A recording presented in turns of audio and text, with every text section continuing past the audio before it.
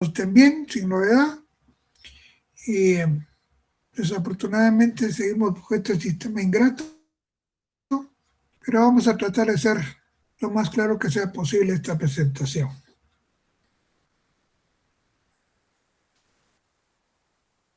Ahorita presento.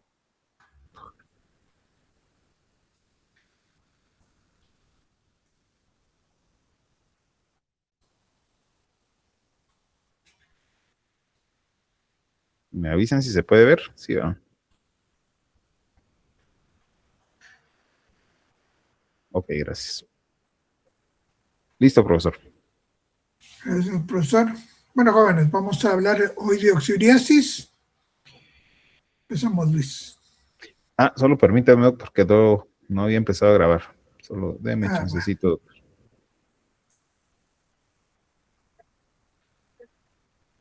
Entonces no da la onda. Voy a dejar de compartir un momentito en lo que empiezo a grabar.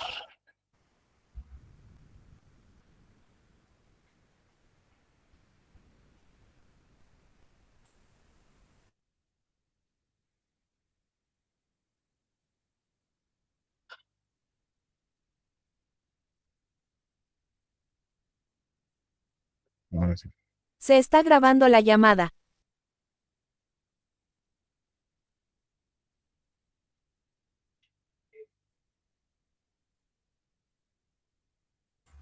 Ahora sí, profesor, cuando se quiera. Gracias, profesor. Bueno, jóvenes, muy buenos días. Vamos a hablar de oxidriasis. Es una entidad causada por un nematodo. Siguiente.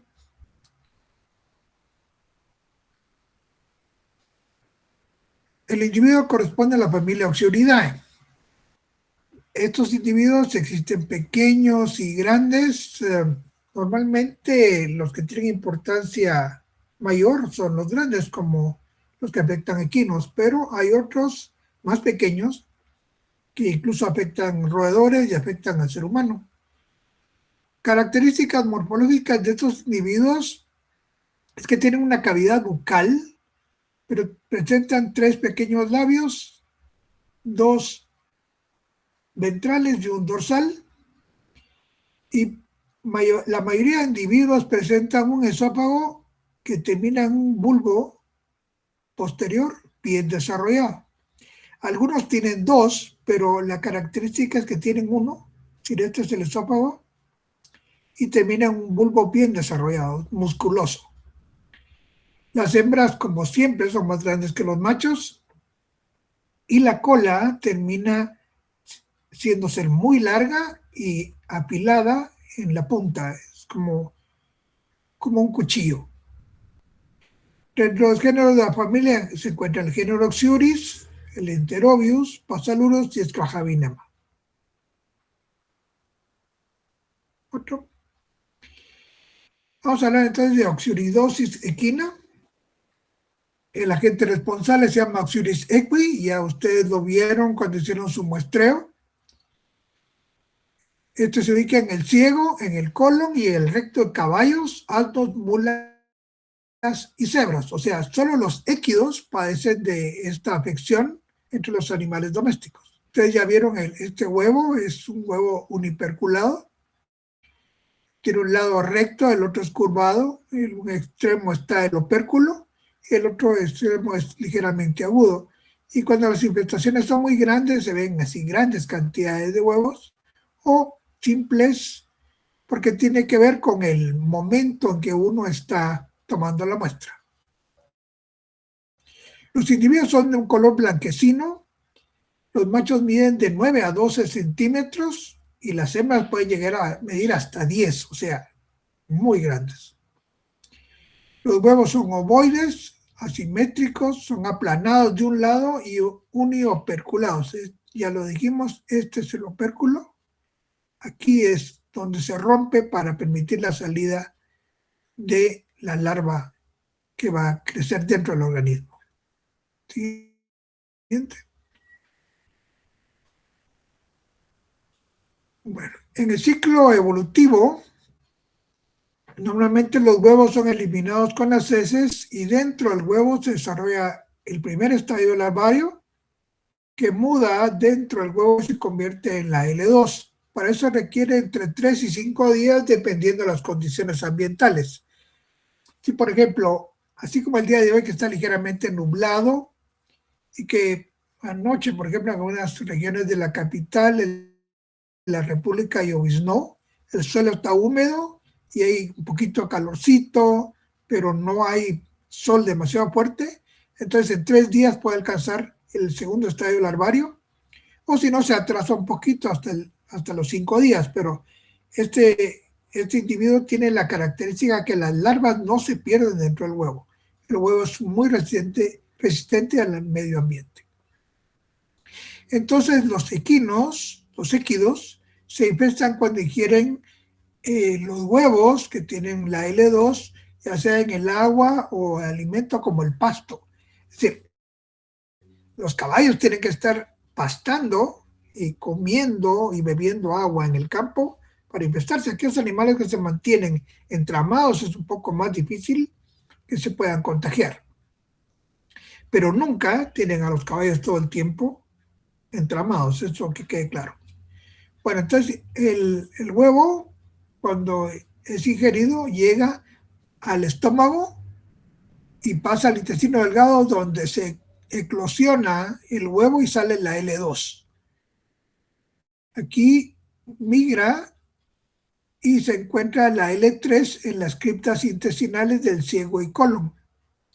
Ahí puede adherirse a la mucosa y muda a L4 y a L5 y después regresa hacia el ciego, en donde machos y hembras copulan y la hembra ya preñada se acerca al recto para buscar el ano, fuerza el esfínter anal y pone sus huevos en una queresa, o sea, un líquido viscoso que se adhiere a la región anal y perineal. Y cuando los huevos ya la queresa se seca un poco, o aún está húmeda pero gotea, cae ese líquido viscoso junto con los huevos al ambiente, o si no, el mismo caballo con el movimiento que va ejerciendo hace que se desprendan los huevos, caen al suelo y en el suelo se empieza a desarrollar de nuevo el ciclo. Siguiente. Bueno, esto que vean acá es la queresa, así es como las hembras liberan los huevos en el ano y en la región perineal. La adherencia de la L4 y la L5 en la mucosa del ciego y el colon les permite alimentarse de la mucosa y sangre, originando traumatismos. Es decir, no es que sean tan hematófagos como, por ejemplo, los Strongylus, pero de todas formas lo que hacen es alimentarse de líquidos, puede ser líquido de la mucosa, pero también pueden sorber sangre y pueden ocasionar ciertas lesiones en la mucosa. El traumatismo entonces origina una acción irritativa, provocando una enteritis y puede llegar incluso a cólico. Eso es lo preocupante de este tipo de parasitosis, que cuando es demasiado irritante para un caballo, el organismo de ellos reacciona raro y se origina un cólico, que recuerden ustedes que los cólicos pueden ser ligeramente hasta mortales en los caballos. Ahora, las hembras cuando van a opositar causan una irritación irritativa perianal porque ovipositan los huevos y esos escurrimientos gelatinosos que forman costras son irritantes. Es como cuando ustedes han estado demasiado tiempo bajo el sol, causa una irritación grosera y hasta prurito, y eso es lo que molesta a los caballos, tener esa irritación en la región anal y perineal. Siguiente. Entonces, de ahí es donde se originan los signos clínicos y las lesiones que se pueden originar. Es decir, lesiones asociadas a los síntomas. Porque la inflamación de la mucosa del ciego y el colon origina cuadros diarreicos. no es tan común, pero puede haber una evacuación diarreica y la siguiente es normal, o puede haber 2 diarreicas y la tercera se vuelve normal, pero se pueden dar ese tipo de cuadros. Pero hay pequeñas úlceras que originan lesiones sangrantes y estrías de sangre en las heces. O sea, cuando uno ve heces fecales de un caballo con muestras de sangre, puede pensar o en una estrongilosis muy grave o la presencia de una oxidiosis bastante grande también. Ahora, cuando las hembras ovipositan y fuerzan el esfínter anal, ocasionan que se cause prurito en la región anal y perineal, además de la secreción, que es irritante, y entonces los caballos buscan cómo rascarse la parte posterior del cuerpo y rascan la cola contra objetos, causando una irritación perineal, y porque les pica, y entonces buscan cualquier objeto para rascarse la región anal y perineal. En esta foto se ve como un hierro, pero a veces buscan un árbol o buscan incluso alambre espigado o lo que sea para irse a rascar la región posterior. Y entonces eso va a causar lesiones alopécicas que pueden generar úlceras cutáneas e infección bacteriana. Vean, cuando se raspan demasiado, pueden quedar heridas abiertas como esta de acá. Y entonces eso causa una invasión bacteriana secundaria y se causa obviamente una infección local. O si no, simplemente se ven así, se ven áreas alopécicas, y esto es lo que la gente le denomina cola de ratón, porque carece de pelo en gran parte de la cola.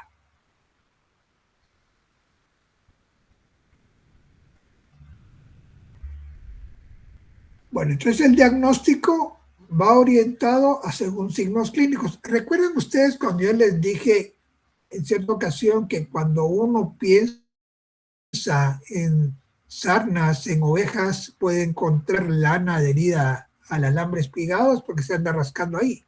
Entonces, hay signos clínicos que son característicos, como ese de estarse rascando la región posterior contra objetos. Y entonces esos signos clínicos, el rascado, la cola de ratón y secreciones como la que se ve acá en la región anal y perineal, es síntoma patognomónico de la presencia de oxiuris. Entonces el diagnóstico se hace exclusivamente a través del método de Graham modificado. Y por eso le decía yo que la técnica de Graham originalmente era para humanos, para la búsqueda del oxiúrido que afectó a humanos, que es el Enterobius verbicularis, pero se llama modificado porque la técnica original de Graham es con un bajalenguas, mientras la modificación para equinos es usar una lámina portaobjetos para hacerlo más sencillo. Así de una vez se ve la muestra después de que se vea después de que fue tomada directamente. Ahora, siempre hay que hacer un diagnóstico diferencial con la sarna sarcóptica cuando hay raspados de piel. Es decir, cuando la piel está lesionada y hay áreas alopécicas, uno debe siempre pensar en sarna sarcóptica, pero ahí es donde está el ojo clínico. Si exclusivamente en la región perineal y en la cola hay lesiones alopécicas, uno solo puede pensar en oxiuris, porque la sarna sarcóptica se puede encontrar en otras regiones corporales. Y si no hay en otra región corporal, hay que pensar seriamente en oxiuris. Siguiente. Bueno, entonces el tratamiento, en el caso de los equinos, todo es oral, no se puede hacer inyecciones, y entonces va encaminado a la administración de mebendazol 8.8 miligramos por kilo, carbendazol 20 miligramos por kilo, oxpendazol 10 miligramos por kilo, el diclorbos 20 miligramos por kilo. Pienso yo que Antiguamente era el más eficaz para el tratamiento de oxioris, pero está eliminado del mercado, desafortunadamente. Si uno encuentra es porque tal vez es un individuo bendecido por Dios, pero es muy difícil que uno lo pueda encontrar, por lo menos en promedio. Igual que el triclorfón, eso es así en polvo es muy difícil. Este ya no, creo que ya no hay en el mercado. Desafortunadamente este era la mejor elección, pero cuando desapareció, entonces nos quedaba el diclorbos y ahora no, casi no se encuentra. Bueno, pero en la actualidad, pues, el uso de pembendazol y pevantel, que son en suspensión tomado, funcionan bastante bien. Pero la ivermectina, hasta el momento, ha sido lo que ha resultado más eficaz para el control de oxioris. Pero recuerden ustedes que generalmente viene asociado con otros productos, aunque hay ivermectina por sí sola, igual que el mebendazol en pasta saborizado de manzana, y entonces eso el caballo se lo come sin protestar y come muy bien. Estos dos no tienen sabor de manzana, pero no, por lo menos no son desagradables al gusto del caballo. Doctor, tengo una pregunta. Dígame. ¿Me podría repetir cuál era el signo pactognomónico de nuevo? Vea, el signo patognomónico es el rascado contra objetos de la región posterior del caballo. La región anal y perineal, buscarle el caballo que se rasque en cualquier lado, ese es síntoma patognomónico. Y si usted le levanta la cola y ve que hay áreas alopécicas en la misma base de la cola, en la región perineal, áreas alopécicas, incluso lesiones, e incluso la secreción que usted va a ver en la región anal, eso ya dice, no puede ser otra cosa más que oxiriasis. No puede ser otra cosa. Gracias. Eso es lo más patognomónico que hay. Y, bueno, entonces la prevención y el control va encaminado a la buena higiene en los establos, que yo lo pongo entrecomillado, porque normalmente los caballerangos llegan, barren un poco, remueven las excretas, dicen que cambian la cama, pero no es tan real. Entonces es un poquito poco confiable en algunos casos cuando los animales son criados en establo. Para ponerles un ejemplo, en esa crianza que hay de caballos en el campo Marte, que son del ejército, en cierta ocasión fueron unos ya colegas a hacer muestreo ahí y les dijeron que se cambiaban la cama todos los días, que se preocupaban por la limpieza, pero el 60% de los caballos de ahí salían positivos a oxioris. Entonces dijeron, bueno, sí, pero no, ¿verdad? No es, probablemente lo hacen cada 2, 3 días, pero tampoco a diario. Entonces, el recambio frecuente de camas, que sea a diario, es probablemente una de las formas más adecuadas de prevención. Y no contaminar alimentos ni los alimentadores con paja de las camas es importante. Fíjense que esa es una mala costumbre que tienen los caballerangos o los encargados de limpieza en los establos, que agarran la paja de la cama para limpiar los comederos en donde se les da heno o se les da concentrado. Y entonces puede ser que ahí vayan los huevos de oxioris y ahí los dejan. Entonces el caballo obviamente los va a ingerir. Entonces hay que tener un poco cuidado con eso. Y las desparasitaciones programadas según la temporada del año. Eso de temporada del año también es cambiante. Recuerden que nosotros hemos insistido en que hay que desparasitar cuando uno, después de hacer diagnóstico de laboratorio, comprueba que el bicho está.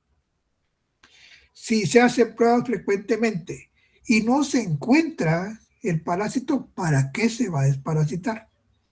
Entonces, lo ideal es cuando uno ya encuentra para estos ciclos, eso incluye los Strongylus y el Oxyuris, obviamente, porque uno tiene que, en el caso de caballos, tiene que hacer las muestras igual. Toma muestras fecales para hacer flotaciones, para la búsqueda de otros nemátodos, y el Graham para la búsqueda de Oxyuris. Si por casualidad salieran positivas los dos tipos de muestra, entonces hay que dar tratamiento. Pero, ya sea que solo salga de uno o de otro, o de los dos, solo cuando hay que aplicar tratamiento, antes no. Y la limpieza y el baño en la región perianal es fundamental. Fíjense que a veces, por eso es que uno no debe confiar mucho en los caballerangos, porque lo que primero tiene que hacer uno es, antes de tomar una muestra, decir, mire, el caballo ya lo bañaron. Si le dice sí, no tome la muestra. Porque los caballerangos lo que primero hacen es que le lavan la región anal y perineal, porque ven un poquito la secreción, entonces dicen, qué feo se ve el caballo con eso, pero no porque sepan que el caballo tiene Oxyuris. Y entonces ahí es donde le lavan primero con una manguera y después bañan el resto del caballo. Pero si no lo han bañado, bueno, algunos caballos tienen varios días que no los bañan, ¿verdad? Bueno, también hay gente, pero digamos, los caballos hay días en que no los bañan tan seguido. Entonces, en ese momento es cuando uno debe muestrar, porque va a encontrar huevos, o ya sea en la secreción que está fresca, o simplemente los huevos que se quedaron adheridos a la región perineal o anal, pero ya se secó la cresta. Entonces, yo soy de la opinión que eso hay que hacerlo, tomar las muestras cuando el caballo no ha sido bañado para nada.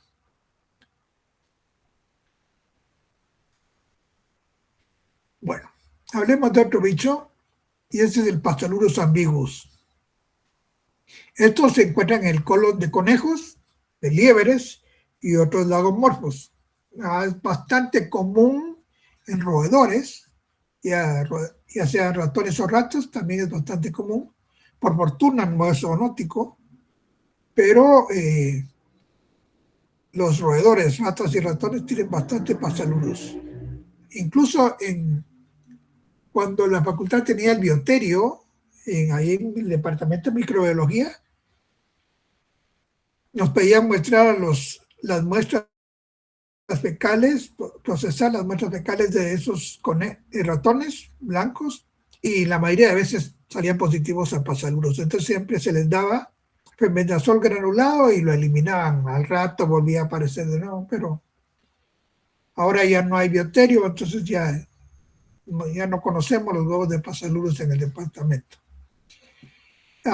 Este bicho afecta generalmente a animales jóvenes, no los adultos, pero sí jóvenes. Y generalmente la presencia del bicho es asintomática. No, hay algunos que dicen que son casi que comensales porque no hacen daño, pero ahí están. Y algún trastorno han de ocasionar, porque comen y han de comer algo que no pueden metabolizar los roedores ni los conejos, y eso ya es un trastorno que no debería darse. Los machos miden de 4 a 5 milímetros y las hembras de 9 a 11, o sea, son bien chiquitos.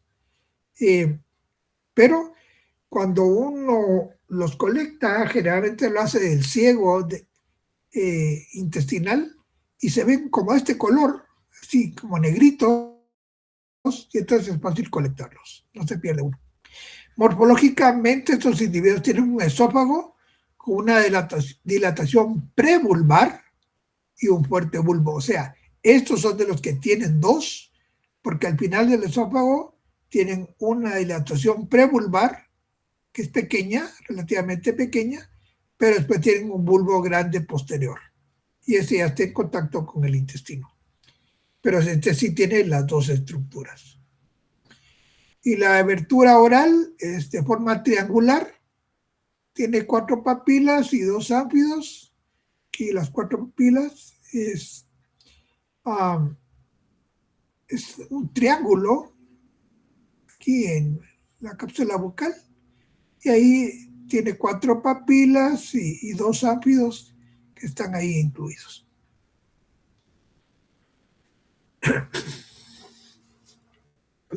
Aquí morfológicamente hablando también, los machos tienen un apéndice caudal en forma de látigo y un ala caudal con papilas. O sea, esto que se ve ahí alargado es el apéndice caudal y del otro lado se ve el ala caudal con papilas. O sea, tiene papilas sésiles y pedunculadas, que son bastantes y ahí están ubicadas. Eso le da la característica de ser macho.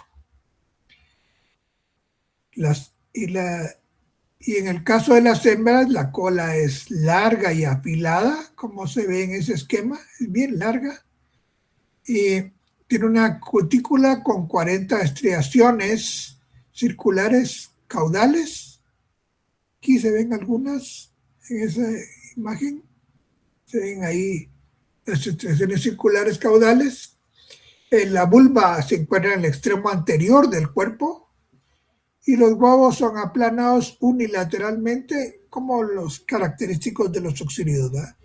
Un lado plano, el otro redondeado y tienen un opérculo en uno de los extremos y el otro queda simplemente redondeado. Ahora, ¿cuál es la patogenia? La poca patogenia que tiene, que la infección se da de tipo oral por la ingestión de los huevos que tienen la L2. Las fases L3 y L4 se adhieren a la mucosa del intestino delgado y el ciego, y mientras se maduran, y entonces cuando ya mudan a L5, estas se ubican en el colon, y hay machos y hembras se aparean y empiezan a eliminar huevos, pero son relativamente inocuos. No se estima que causen algún trastorno grave.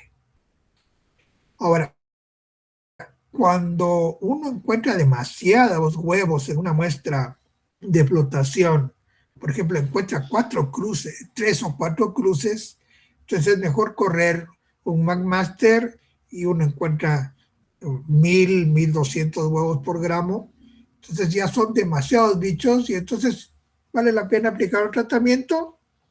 Se puede dar diclorvos o piperacina, pero como estos ya no hay en otro medio, se puede usar fenbendazol granulado, que como es duro el grano, le cae bien a los roedores porque desgastan también los incisivos y funcionan bastante bien.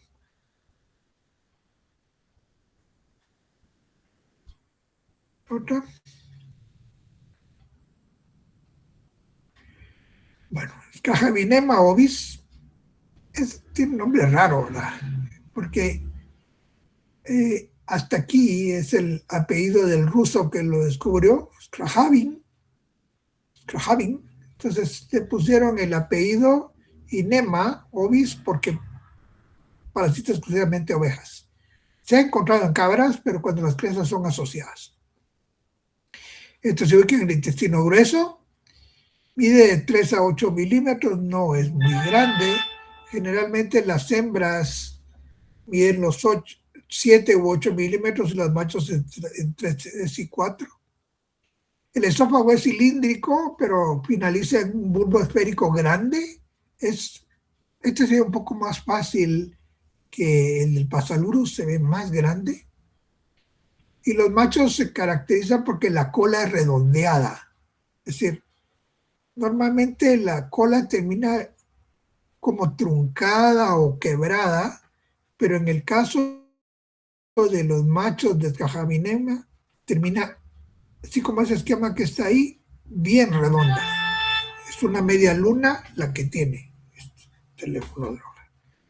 Bueno, tiene alas redondeadas, divididas en un segmento grande cefálico y una extensión pequeña lateral a lo largo del cuerpo. O sea, tiene alas laterales aquí y tiene un segmento grande cefálico y una extensión pequeña a lo largo lateral a lo largo de todo el cuerpo. Esa es una... Ahí se ve ligeramente en el esquema la prolongación y las alas laterales que tiene en la parte anterior.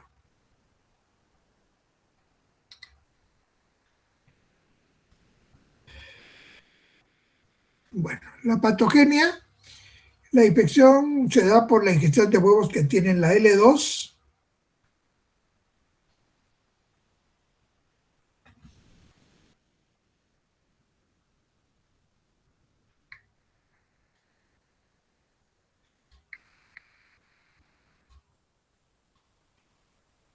Perdón, sí me escuchan, ¿verdad? Sí, doctor. Ah,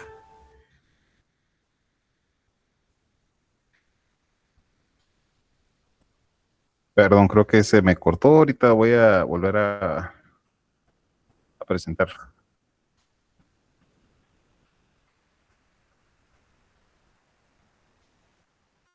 Ahí está.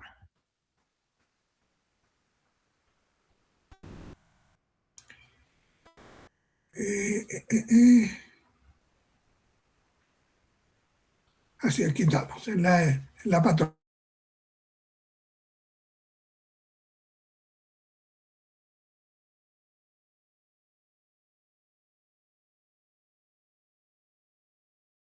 Cuando muda L3, migran hacia el intestino grueso, el ciego, el colon, y ahí muda a L4. Esta L4 se adhiere y se alimenta en la mucosa. En la mucosa se alimenta de sangre y de tejido celular.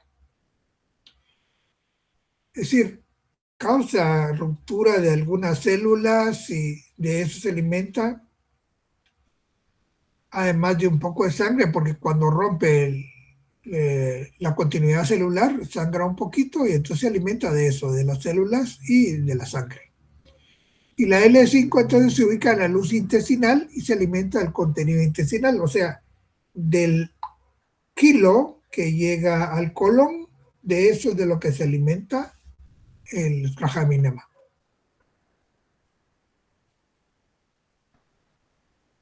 Bueno, de este casualmente se platicó ayer, el Enterobius vermicularis. Este parasita a los humanos, pero desde el punto veterinario, donde nos interesa es que parasita primates.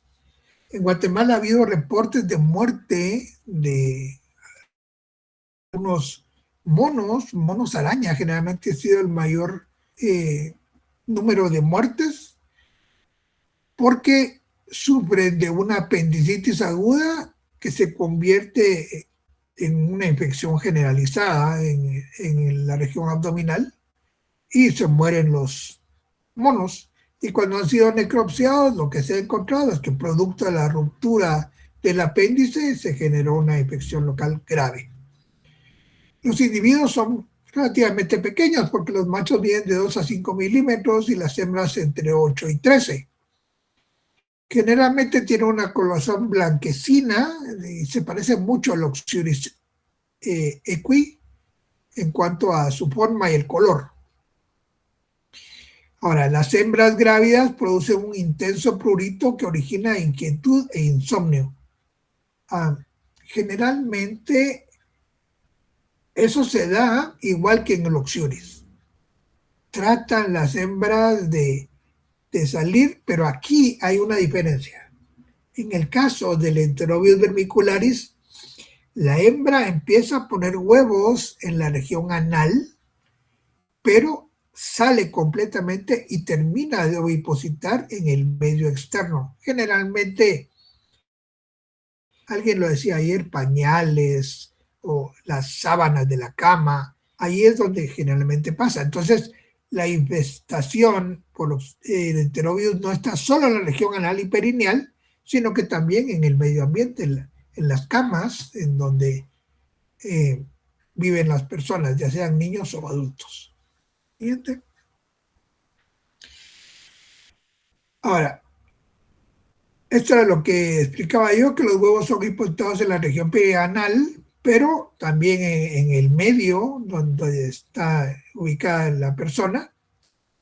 Y la infestación se da por la ingestión de huevos conteniendo la L2, porque se puede dar bajo el ciclo ano-mano-boca, similar al de Taenia solium, porque el prurito, y particularmente cuando es en niños, los niños se rascan la región anal y no se lavan las manos, sino que después se llevan cualquier cosa a la boca o los mismos dedos, porque digamos los niños pequeños, ustedes saben que el niño pequeño conoce el mundo a través de la boca. Y entonces se lleva los dedos a la boca como un instinto de tratar de alimentarse, o, bueno, hay niños mañosos, ¿verdad?, también, que se chupan el dedo solo por llamar la atención. Pero ahí es una fase bastante común del ciclo ano-mano-boca. Entonces la L2 eclosiona liberándose, aquí es una diferencia, se libera en el estómago, no en el intestino como en Pasalurus, Scrajavinema y en Oxyris. Aquí se libera en el estómago. Y eso se debe a que los humanos tenemos una alimentación un poco diferente a los animales domésticos, y es que nosotros comemos cualquier cosa, ¿ya? Entonces, hay mayor cantidad de jugos gástricos para degradar cualquier alimento. Somos omnívoros, ¿verdad? Comemos, bueno, aquellos que son veganos solo montes comen, ¿verdad? Eso es casi como que fueran ovejas, pero a los humanos, los normales, comemos cualquier cosa. Carne, vegetales, legumbres, frutas. Y entonces hay mayor cantidad de jugos gástricos, y entonces eso hace que se rompa el huevo y se libere la L2. Esta entonces muda L3, que se desarrolla en el intestino, y en 5 días migra hacia el ciego o al apéndice, que es donde más le gusta estar. Ahí se desarrolla la L4 y se alimenta de la mucosa intestinal.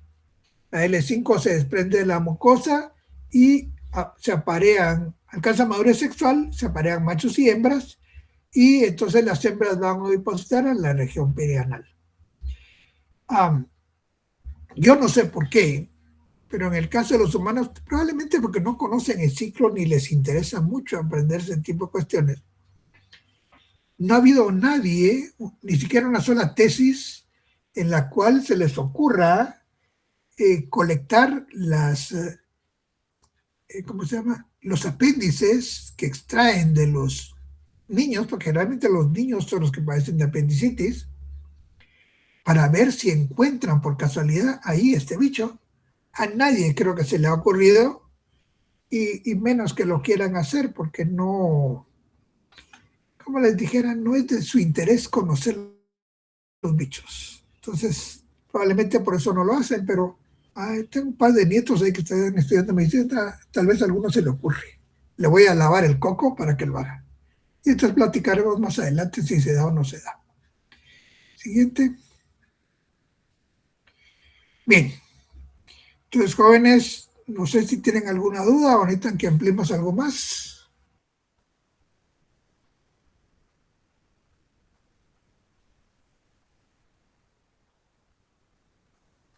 ¿No? Bueno. Entonces, jóvenes, fue un verdadero placer saludarlos. Lástima que no lo hacemos personalmente, ¿verdad? Solo medio nos vemos. Pero el día de mañana seguiremos platicando. Mañana vamos a hablar de otro tema. A mí me encanta el otro tema, del cual vamos a hablar mañana. Y entonces nos conectaremos a la 1 de la tarde para poder tener la relación. Muchas gracias por su atención, jóvenes. Tengan muy buen día. Gracias.